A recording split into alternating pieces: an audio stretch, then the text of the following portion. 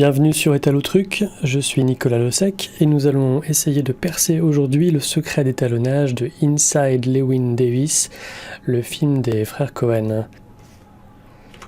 On va donc essayer de comprendre comment cet étalonnage a été fait. C'est un étalonnage assez fort avec du glow dans les noirs, une image très décontrastée avec une palette de couleurs bien réduite. Pour ce faire, j'ai réussi à trouver sur internet des images de tournage, donc des photos prises sur le plateau, relativement neutres, comme celle-ci par exemple. Et j'ai fait des captures d'écran du DVD du film, des scènes qui correspondent. Donc on a à peu près l'image avant et l'image après étalonnage. Ça va nous aider à essayer de comprendre quelles étapes ont été faites pour arriver à ce résultat. Dans une interview qu'a donnée Bruno Delbonnel, le chef opérateur, français d'ailleurs, du film, on peut voir qu'il donne quelques indices sur l'étalonnage. Dans ce paragraphe, il dit qu'avec Peter Doyle, donc l'étalonneur du film, ils ont beaucoup travaillé sur la couche bleue du film, et dans un second temps, en essayant de garder un maximum les couleurs de peau naturelles, ils ont mis beaucoup de magenta pour donner un aspect un petit peu dérangeant, et ils ont par-dessus tout ça mis du cyan. Voilà. Ça nous donne des bons indices pour défaire cet étalonnage. On peut dans un premier temps donc essayer d'enlever cette teinte cyan principalement et un peu magenta dans les basses lumières. Pour ça, j'ai fait 3 nodes ici. Un premier node qui remet un petit peu de saturation dans l'image. Un deuxième node qui enlève du cyan, donc ici dans les roues de couleur, dans les hautes lumières, qui va vers la couleur complémentaire. Donc par ici, et dans un troisième node, j'ai enlevé un petit peu de magenta dans les basses lumières. Donc ça nous donne ça. Voilà, ça c'est avant, et donc ça c'est sans la couche cyan. Maintenant qu'on a enlevé cette première couche de teinte, on sait que c'est quelque chose qui est assez facile à mettre à la fin de l'étalonnage, comme une couche en plus. On va maintenant s'attaquer au reste des couleurs. Déjà, une grosse différence, c'est qu'on s'aperçoit que sur le plateau, cette barrière ici est plutôt verte, alors qu'à la fin, elle devient bleue. Alors, comment ça se fait? C'est tout simplement parce qu'ils ont travaillé beaucoup sur la couche bleue, et ça a fini par remplacer le vert par du bleu. Alors, je vais vous montrer comment. Par ce node-ci, c'est un RGB mixeur qu'on trouve ici. Le RGB mixeur nous a permis ici de remplacer les informations qui étaient dans la couche bleue par d'autres informations qui étaient dans la couche surtout verte et un petit peu rouge. Alors pour ce faire, il faut, si je remets à 0, descendre le curseur de bleu, ce qui introduit beaucoup de jaune, et pour compléter l'information qui manque, on va introduire l'information de la couche verte dedans ici. Pour pouvoir booster encore plus le niveau de vert, on peut soustraire un peu de rouge en essayant de garder une balance des blancs correcte et ne pas trop affecter ici les peaux. Si on regarde avant-après, voilà, on est un petit peu plus rose, on peut peut-être aller un petit peu trop loin.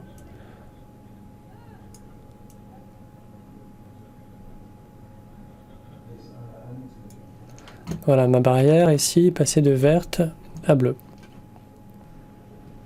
Pour bien comprendre comment marche ce mélange des couches, on peut prendre une mire de barre et appliquer le réglage qu'on vient de faire. Voilà la différence avant et après. Le rouge, on ne l'a pas touché, donc il reste bien rouge.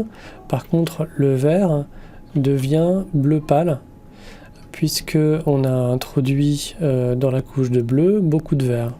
Donc tout ce qui est vert devient vert et bleu aussi. Donc d'où ce mélange, le bleu devient bleu foncé.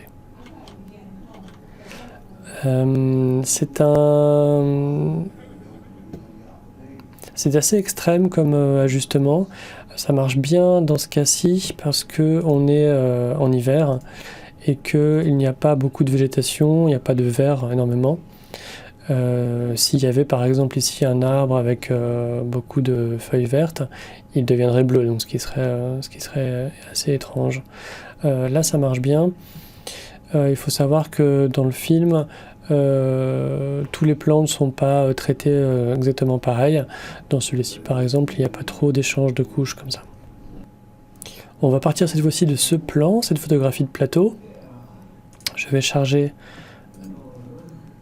mon étalonnage final, voilà, et on voit la comparaison entre mon étalonnage et l'étalonnage du film. On est assez proche. Donc un élément important ici, ça va être la diffusion des noirs.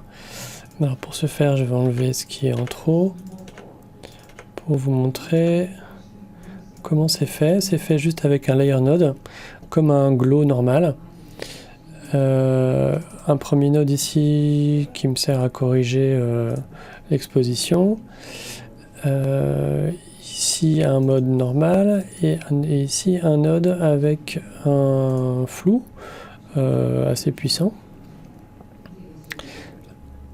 Plus une courbe et ici un layer mixeur en mode overlay. Voilà, comme ça sur cette courbe, je peux venir mixer comment mon flou va venir s'appliquer dans les noirs. Donc si on regarde avant, après, on voit bien la diffusion qui s'opère dans les basses lumières. Pour obtenir le résultat final maintenant sur notre photographie de plateau, comme ceci, il va falloir mélanger toutes les étapes qu'on a vues précédemment. Alors je vais tout éteindre et je vais vous montrer. Ici déjà un premier node de magenta. Ensuite ici, ça c'est le RGB mixeur qui n'est pas à 100% ici. C'est le même que précédemment, mais son key a été un peu baissé puisque sur ce plan il n'y a pas d'éléments verts ou autres, donc l'effet a été un peu diminué. Ensuite, ici j'ai un ajustement de contraste parce que la photo était un peu trop surexposée. Ici j'ai mes 4 nodes pour mon glow dans les noirs. Ici j'ai une petite correction de saturation, je crois. Voilà. Et enfin la petite couche de cyan qui finit l'étalonnage. Donc le résultat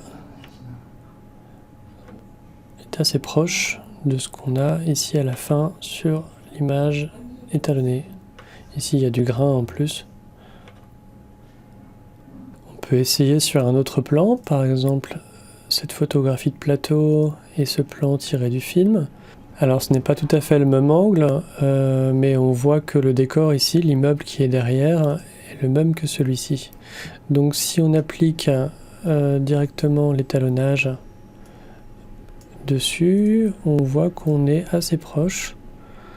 Il va peut-être falloir faire des petits ajustements, peut-être sur le RGB mixeur ici. Si on joue avec son gain, on voit que si on le met à fond, on retrouve bien nos deux teintes bleu et orange, qu'on peut peut-être du coup diminuer en saturation.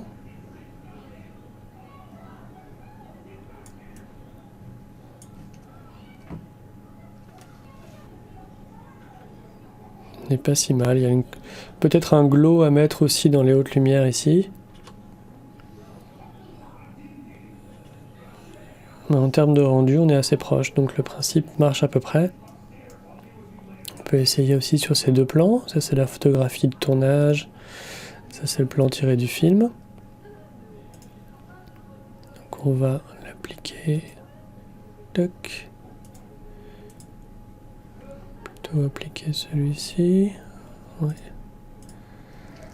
On va essayer de corriger un petit peu le contraste.